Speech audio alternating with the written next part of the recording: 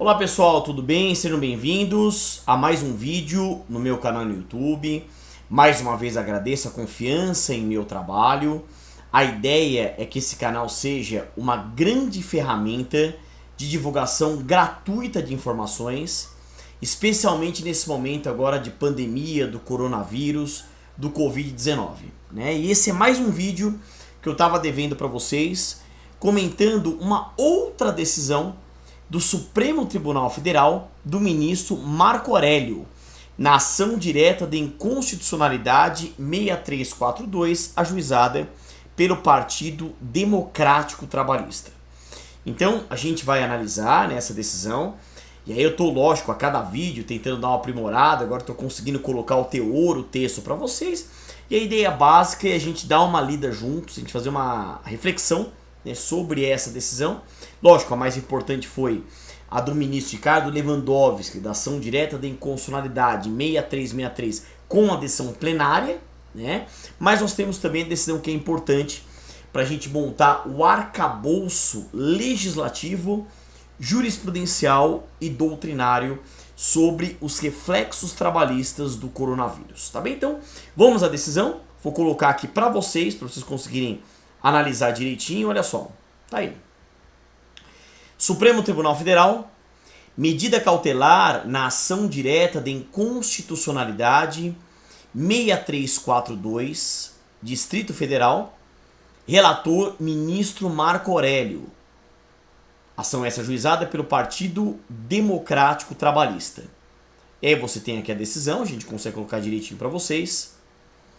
Ação direta de inconstitucionalidade, liminar, pandemia, coronavírus, providências, direito do trabalho e saúde no trabalho, Constituição Federal, maltrato, relevância e risco, inexistência e indeferimento. Então, vamos aí à parte da decisão. Os assessores Vinícius de Andrade Prado e William Ackerman Gomes prestaram as seguintes informações. Então, Partido Democrático Trabalhista, PDT, ajuizou ação direta com a finalidade de ver declarada a incompatibilidade com a Constituição Federal dos artigos 2º, 3º, inciso 6, 8º, cabeça e parágrafo único, né? O ministro Marco Aurélio chama de o caput de cabeça, né?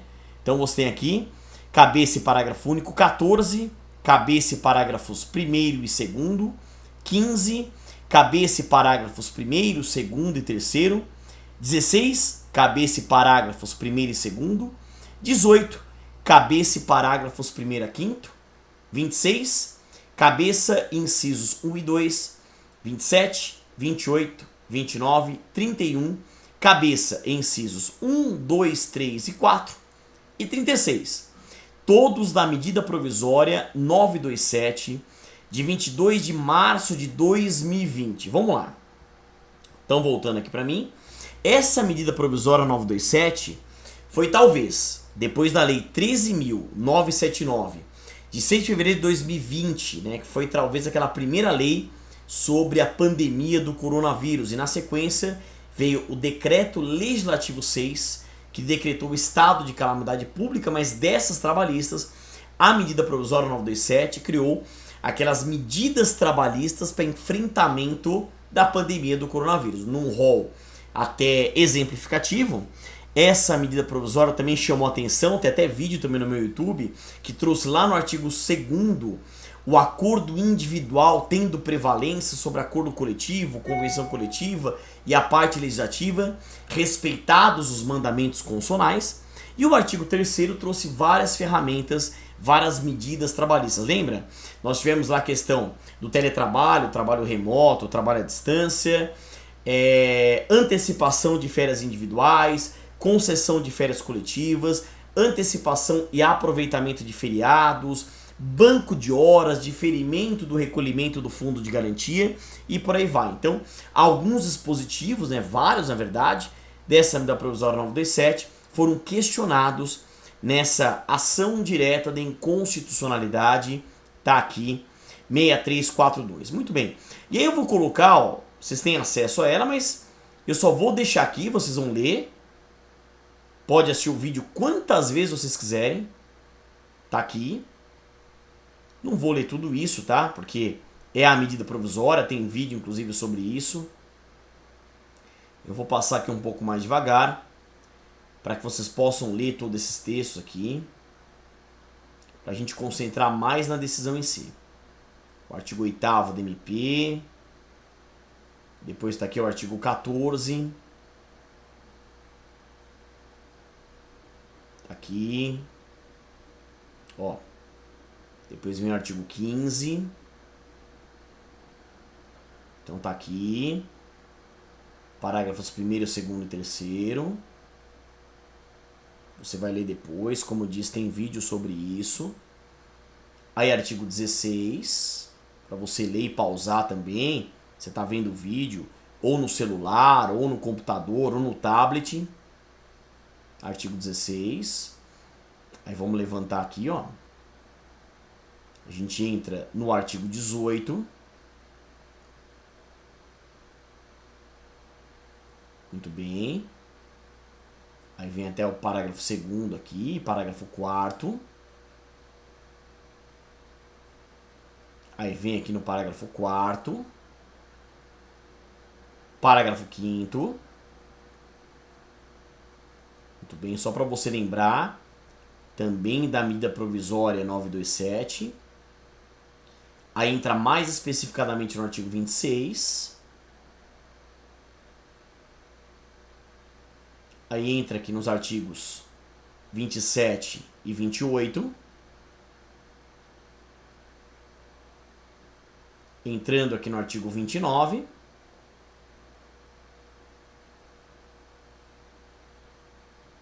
Aí o próprio artigo 31. Veja, praticamente toda ela foi questionada, né? A gente para aqui. E aí encerra no artigo 36. Muito bem. Vamos agora à decisão. Articula com a inconstitucionalidade formal ante a disciplina por meio de medida provisória de matéria que alega reservada à lei complementar. Conforme argumenta, os dispositivos atacados implicam inovação na ordem jurídica quanto a providências relativas à cidadania.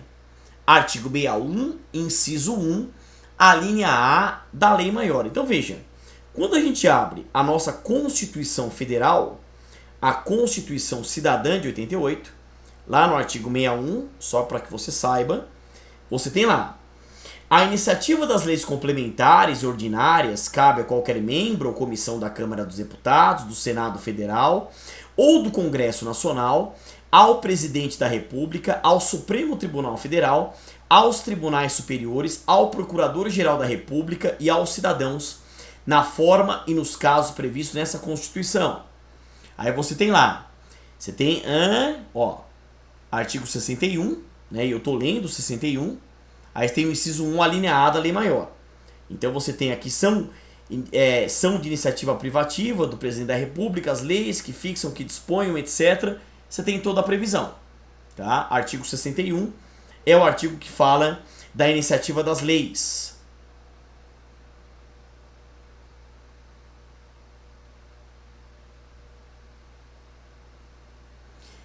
Vamos lá. Discorre sobre o conceito de cidadania a envolver, segundo afirma, direitos sociais. Desviolada a separação de poderes, artigo 2º, da Constituição Federal. Volta um pouco aqui em mim. Esse é um debate, né? Nós temos lá no artigo 2º o princípio da separação de poderes, ou da tripartição de funções, ou checks and balances, de freios e contrapesos, que é hoje um grande problema, né? A nossa luta, até por sermos um Estado democrático de direito, de compatibilizarmos todas as ideias. E uma independência, ao mesmo tempo, harmonia entre os poderes da União. Tá? Vamos lá. Desviolada a separação dos poderes, já falei, reportando-se ao artigo 7º, inciso 1 da Carta da República, menciona a pertinência de lei complementar, descabendo, frisa, a edição de medida provisória. Aí vem o artigo 62, parágrafo 1º, inciso 3 da nossa lei das leis. Então vamos lá, o que fala esse artigo 62? Então quando a gente abre lá o artigo 62, em caso de relevância e urgência, o presidente da República poderá adotar medidas provisórias com força de lei, devendo submetê-las de imediato ao Congresso Nacional. Parágrafo 1º. É vedada a edição de medidas provisórias sobre matéria, aí inciso 3, reservada à lei complementar. Então isso foi o argumento, tá? Vamos lá. Sob o ângulo material, alude à noção de bloco de constitucionalidade. Evoca o artigo 5º, parágrafo 2º da Lei Maior e assevera ofendidos a dignidade humana, a cidadania e o Estado democrático de direito. Você deve lembrar, o artigo 5º, parágrafo 2º, ele é bem conhecido da nossa Constituição, né? Então vamos ler direitinho o artigo 5º, lá no seu parágrafo 2º, o que diz o texto? Os direitos e garantias expressos nessa Constituição não excluem outros decorrentes do regime dos princípios pré-adotados ou dos tratados internacionais em que a República Federativa do Brasil seja parte. Muito bem. Aponta a risco a subsistência dos trabalhadores, no que possibilitada a suspensão do contrato de trabalho pelo período de até 4 meses. Até isso caiu pela medida provisória 928, que revogou. Por que isso, pessoal? Só voltando aqui. Esse era o maior problema da medida provisória 927, porque permitia a suspensão do contrato individual de trabalho, como falava aqui mesmo, até 4 meses, sem qualquer contraprestação, nenhuma contrapartida do lado do empregador, do tomador de serviço, do patrão, e sem também obrigatoriedade do seguro-desemprego, quer dizer, a suspensão do contrato pela simples suspensão, o que naturalmente isso viola diversos mandamentos do direito do trabalho, né, e mandamentos constitucionais. Refere-se ao artigo 503 da CLT a permitir a redução em até 25% da jornada e do salário. Quer dizer, esse artigo também é bem debatido, o 503 da CLT. E o 503 ele fala, né? 503 da CLT. Ele diz lá: é lícita em caso de força maior ou prejuízo devidamente comprovados a redução geral dos salários dos empregados da empresa proporcionalmente ao salário de cada um, não podendo, entretanto, ser superior a 25%, respeitado em qualquer caso o salário mínimo da região. Cessados os efeitos decorrentes do motivo de força maior, é garantido o restabelecimento dos salários reduzidos. Quer dizer, essa discussão ela ainda existe no seguinte sentido: a força maior ela autoriza por si só de per si a redução do salário, ou ainda assim teria que passar pelo sindicato, respeitando o artigo 7º, inciso 6 da Constituição, que é o princípio da irredutibilidade salarial, né? Mas vamos lá.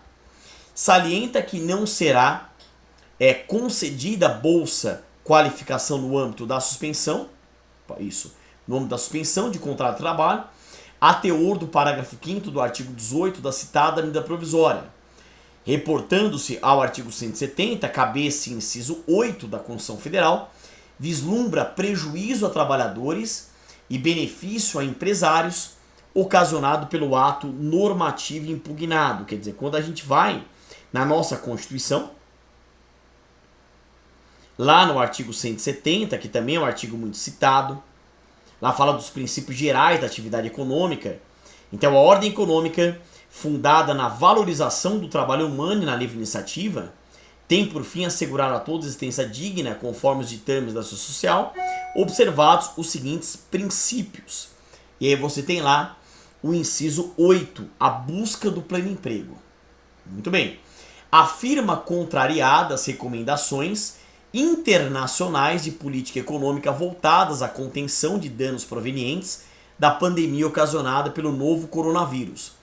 Desviolado o artigo 19 da Carta da República ante o risco, conforme argui, de deterioração do mercado interno. Então, quando você abre também o artigo, você veja, análise da Constituição, né? 219 da nossa Constituição.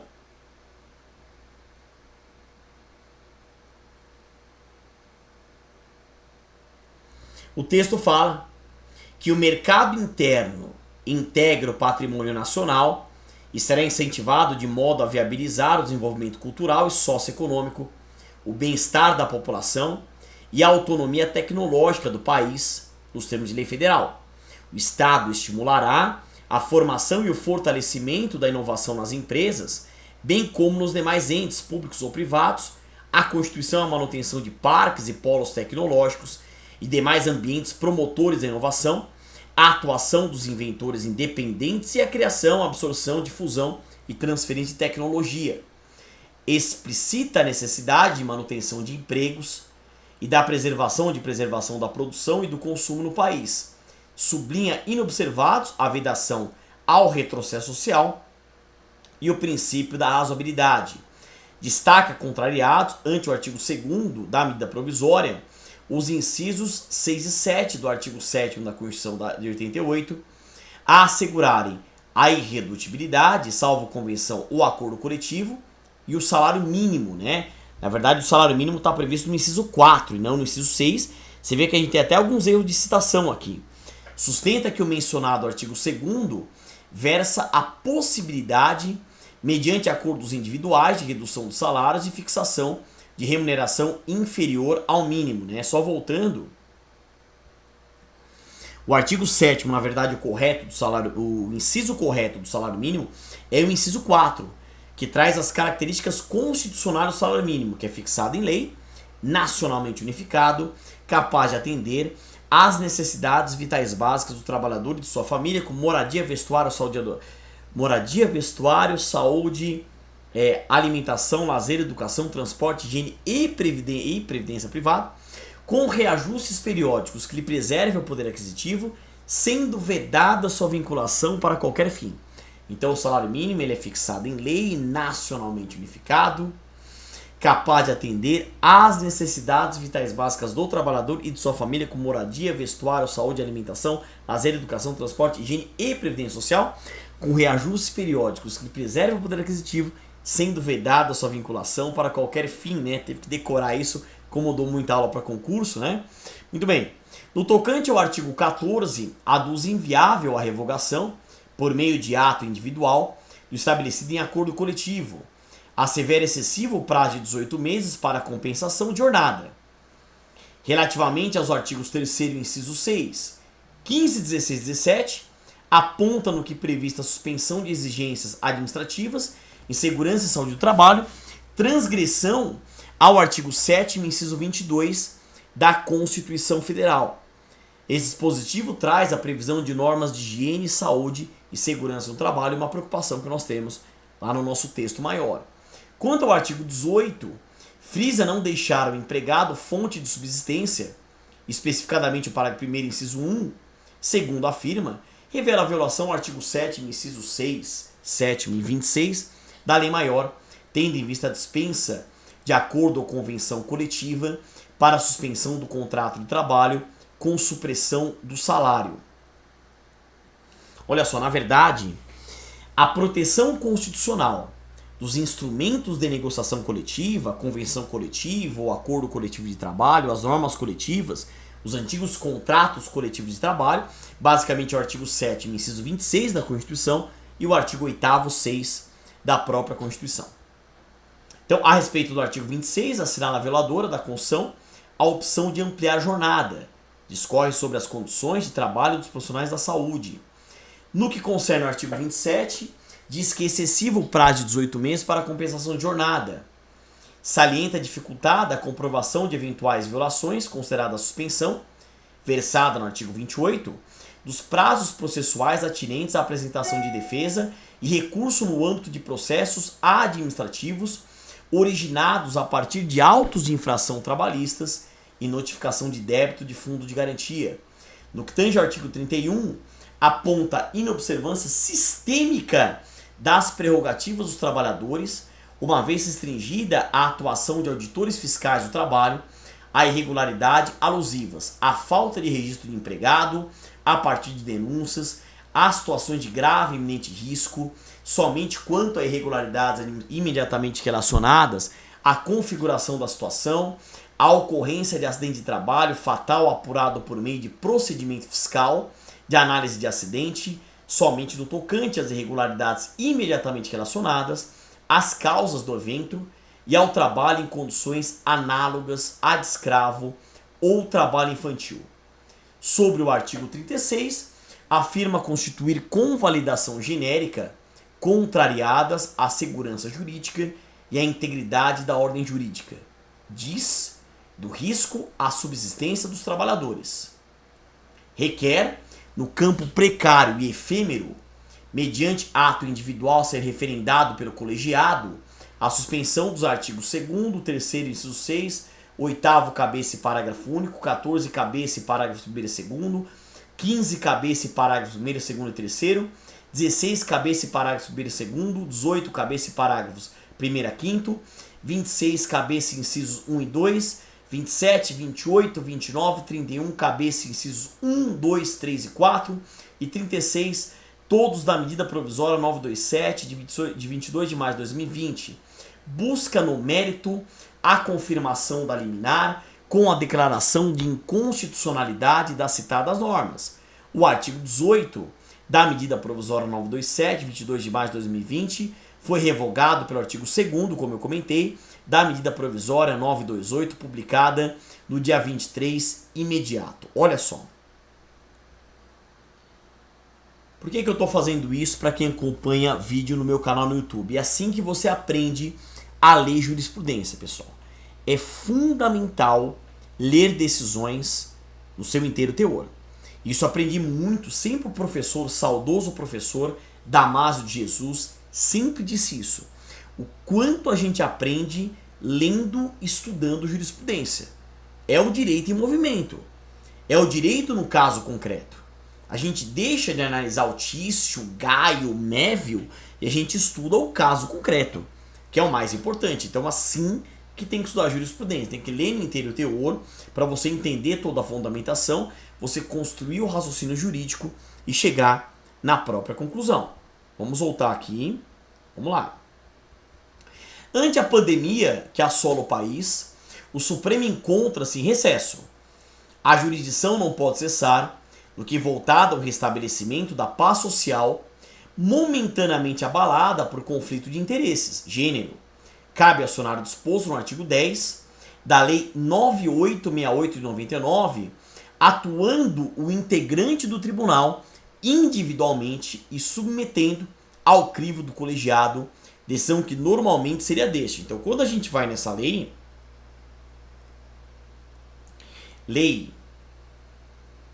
vamos lá, 9868, essa lei disciplina o processo e julgamento da ação direta de inconstitucionalidade e da ação declaratória de constitucionalidade perante o STF. E quando a gente vai lá no artigo 10, o artigo 10 aduz que dá medida cautelar em ação direta de inconstitucionalidade, salvo no período de recesso, a medida cautelar na ação direta será concedida por decisão por maioria absoluta dos membros do tribunal, observado o disposto no artigo 22, após a audiência dos órgãos ou autoridades dos quais emanou a lei ou ato normativo impugnado, que deverão pronunciar-se no prazo de 5 dias, e está falando salvo o período de recesso. O relator, julgando indispensável, ouvirá o advogado-geral da União e o procurador-geral da República no prazo de 3 dias. No julgamento do pedido de medida cautelar, será facultada a sustentação oral aos representantes judiciais do requerente e das autoridades ou órgãos responsáveis pela expedição do ato, na forma estabelecida no regimento do tribunal. Em caso de excepcional urgência, o tribunal poderá definir a medida cautelar sem a audiência dos órgãos ou das autoridades das quais emanou a lei ou o ato normativo impugnado. Quer dizer, é importante que vocês conheçam essa regra, como se dá o processamento da ação direta de inconstitucionalidade ou da ação declaratória de constitucionalidade, porque a gente acaba entendendo. E o porquê que a gente teve agora recente também aquela decisão plenária envolvendo a ação direta de inconstitucionalidade 6363, em que se discutia pontos da medida provisória 936 de 2020, em que se criou aquele programa emergencial de manutenção do emprego e da renda. Tá? Vamos lá. A República pressupõe a observância da existência de 3 poderes independentes e harmônicos. Está plasmado no artigo 2º da nossa Constituição Cidadã. O controle concentrado de constitucionalidade de atos normativos faz de forma cautelosa, observando-se tanto quanto possível a rigidez do diploma editado. Sob o ângulo do vício formal, não se tem como potencializar, principalmente em época de crise, partindo para a presunção de ofensa à cidadania, à dignidade humana, o Estado democrático de direito. São institutos abstratos, encerrando verdadeiros princípios. Também não se tem como assentar a impossibilidade de o chefe do Executivo Nacional atuar provisoriamente e ficando ato que pratique submetido à condição resolutiva, considerado crivo do Congresso no campo trabalhista e da saúde no trabalho. A alegação de vício formal não se faz suficiente ao implemento da tutela de urgência. Quer dizer, pessoal, hoje se fala muito até de um direito emergencial, né? Assim, a gente está num momento ímpar, sensível, sem precedentes da nossa geração. Então, é o que o ministro Marco Aurélio procurou colocar. Veja, eu não estou concordando, só estou analisando de maneira jurídica, como acadêmico, nos argumentos em que a decisão se assentou. Quer dizer, eu não posso analisar um valor isoladamente considerado. E quando eu penso em hermenêutico exegese, eu penso em tentar ponderar tudo isso em razoabilidade, em proporcionalidade, em ponderação de interesses, em bom senso, né? Aí vamos lá. Passo ao exame dos dispositivos atacados. Vamos analisar a decisão. O artigo 2º da medida provisória 927, 22 de maio de 2020, e todos os demais preceitos que se desconflitantes com a Constituição estão nela previstos. Contém alusão ao estado de calamidade pública decorrente do novo coronavírus e versa que empregado e empregador poderão, buscando a manutenção do vínculo empregatício, estabelecer parâmetros. O preceito sobrepõe o acordo individual a possíveis instrumentos normativos e remete aos limites revelados na Constituição Federal. A liberdade do prestador de serviços, especialmente em época de crise, quando a fonte do próprio sustento sofre risco, há de ser preservada, desde que não implique, como consta na cláusula final do artigo, a colocação em segundo plano de garantia constitucional. É certo que o inciso 26 do artigo 7º da Constituição Federal, pedagogicamente, versa o reconhecimento das convenções e acordos coletivos de trabalho, quando então se tem, relativamente a convenções, ajuste formalizado por sindicato profissional e econômico, e no tocante a acordo coletivo, participação do sindicato profissional e empresa. Essa diferenciação básica, né? A gente encontra também essa diferenciação básica nos artigos 611 a 625 da CLT, quer dizer, na convenção coletiva, nós temos o sindicato representativo da categoria profissional e o sindicato representativo da categoria econômica. Já no acordo coletivo, nós temos o sindicato representativo da categoria profissional e uma empresa ou mais de uma empresa. O preceito não coloca em segundo plano a vontade do trabalhador. Sugere, isso sim, que o instrumento coletivo há de respeitar, há de ser formalizado em sentido harmônico com os respectivos interesses. Descabe, no que ficou prevista a preponderância do acordo individual escrito, voltada à preservação do liame empregatício, repita-se, ante instrumentos normativos legais e negociais, assentar no campo da generalidade a pecha de inconstitucionalidade. Já o artigo 3º, inciso 6, versa que o empregador poderá suspender exigências administrativas em segurança e saúde no trabalho. Logicamente, as exigências estão direcionadas ao prestador de serviços. O dispositivo deve ser encarado no sentido de afastar a burocratização dos serviços, exigências que acabem por gerar clima de tensão entre as partes relacionadas. No artigo 8º, consta a disciplina alusiva à concessão de férias durante o estado de calamidade pública, prevendo-se que a satisfação do adicional de 1/3 poderá ocorrer até a data na qual devida a gratificação natalina, ou seja, até o 20 de dezembro. Né? Tem-se disposição legal voltada a fazer frente às consequências da calamidade, que objetiva, sopesados valores, viabilizar a continuidade do vínculo empregatício, mitigando o ônus, que é o princípio da continuidade da relação de emprego, que foi alinhavado pelo saudoso jurista uruguaio Américo Plá Rodrigues.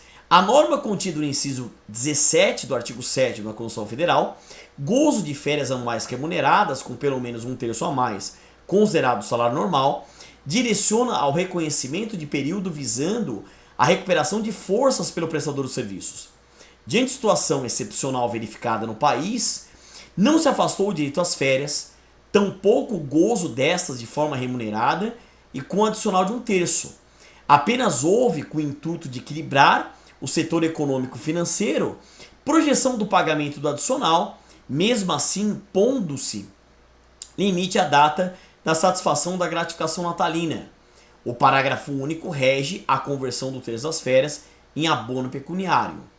A teor da legislação vigente, o fenômeno depende da concordância do empregador. De qualquer forma, no que concerne a essa conversão, ao ocorrer mediante provocação do empregado, apenas se projetou a satisfação para a data referida na cabeça do artigo. Segundo o artigo 14, a versar novamente considerado estado de calamidade pública, a interrupção das atividades e o regime especial de compensação de jornada, tendo em vista o banco de horas, quer se verifique saldo a favor de um ou de outro dos partícipes da relação jurídica empregador ou empregado. Remeteu-se a instrumento normativo a prever a compensação, fixando-se o prazo de até 18 meses, contado do encerramento do estado de calamidade, para o acerto, ou seja, a satisfação de horas não compensadas. Tem-se, mais uma vez, disposição aceitável sob o ângulo constitucional. O parágrafo 1º trata da compensação quando o empregado recebendo o salário fica sem prestar serviço por força dos efeitos da calamidade pública. Essa compensação situa-se no campo da razoabilidade e fica limitada ao extravasamento da jornada em 2 horas, não podendo exceder a 10. Verifica-se normatização que não conflita, ao primeiro exame, com a lei das leis, ficando afastada a atuação precária e efêmera no sentido de suspender a norma. Já no parágrafo 2º, disciplina-se a compensação do saldo de horas, mencionando-se que poderá ocorrer independentemente de acordo individual ou coletivo. Há de observar-se a excepcionalidade do quadro vivenciado no país e, portanto, a conveniência de sopesar-se valores. No exame definitivo, caberá ao colegiado dizer do conflito, no que afastada a necessidade de acordo individual ou coletivo, com o disposto no inciso 13 do artigo 7º da Constituição Federal, a prever o fenômeno compensação e redução da jornada, mediante acordo ou convenção coletiva de trabalho. No artigo 15, há de se registrar que a impugnação do partido surge praticamente linear, tendo em conta a medida provisória. Faz-se alusão, mais uma vez, à calamidade pública, suspendendo-se a obrigatoriedade e realização dos exames médicos ocupacionais, clínicos e complementares, exceto para efeito de demissão. A regência da matéria não está, de forma explícita, na Constituição Federal, mas nas regras normativas ordinárias de proteção ao trabalho. De qualquer forma, observado o parágrafo 1º contido nesse artigo, os exames hão de ser realizados no prazo de 60 dias, contado da data de encerramento do estado de calamidade, revelando o parágrafo 2º a feitura imediata, caso haja indicação por médico coordenador do programa de controle, prevendo o parágrafo 6º que, datando o último exame médico ocupacional de menos de 180 dias, o demissional poderá ser dispensado. Prevaleceu o bom senso, a noção de razoabilidade presente, a ótica proporcionalidade. Não há situação normativa a ser glosada de forma precária e efêmera. Tudo recomenda que se aguarde, em primeiro lugar, o crivo do Congresso quanto à medida provisória e, em segundo, a apreciação pelo colegiado do tribunal. Já no artigo 16, voltou-se a jungir a normatividade ao estado de calamidade pública, suspendendo-se a realização de treinamentos periódicos eventuais. No parágrafo 1º, tem-se que esses treinamentos serão implementados no prazo de 90 dias, calculado da data de encerramento da situação a assolar o país, versando o parágrafo 2º que durante o estado de calamidade, os treinamentos poderão ser realizados na modalidade de ensino à distância, cabendo ao empregador observar os conteúdos práticos de modo a garantir que as atividades sejam executadas com segurança. Houve o necessário cuidado na disciplina da matéria, não surgindo contexto a direcionar a suspensão da eficácia do que disposto. O artigo 26 refere-se, na primeira parte, ao estado de calamidade pública, encerrando a permissão de, mediante acordo individual escrito, ter-se jornada de 12 horas de trabalho por 36 horas de descanso no campo sensível da saúde. vez que a disciplina não conflita de início com a Constituição Federal, embora caiba ao tribunal, mediante atuação em colegiado, dizer da validade ou não da submissão desse sistema apenas a acordo individual, dispensado o instrumento normativo. Perceba que está indo na linha mesmo da medida provisória. Nos incisos 1 e 2 do artigo remete-se à prorrogação da jornada do pessoal da saúde, uma vez observada a CLT. Não há como concluir-se nesse exame primeiro e temporário pelo conflito do que previsto com a lei maior. No artigo 27, remete-se à compensação das horas suplementares do campo da saúde no período de 18 meses, está-se diante de norma que visa atender a situação emergencial notada nos dias de hoje.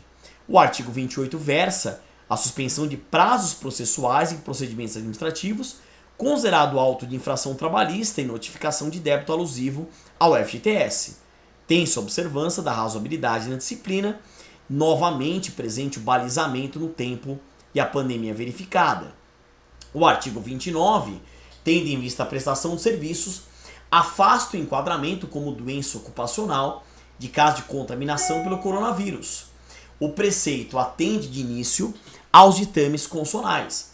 Já o artigo 31 está direcionado à atuação dos auditores. Com o dispositivo, busca-se não perturbar, além do necessário, a vida empresarial, não implicando conclusão sobre a colocação em segundo plano de fiscalização.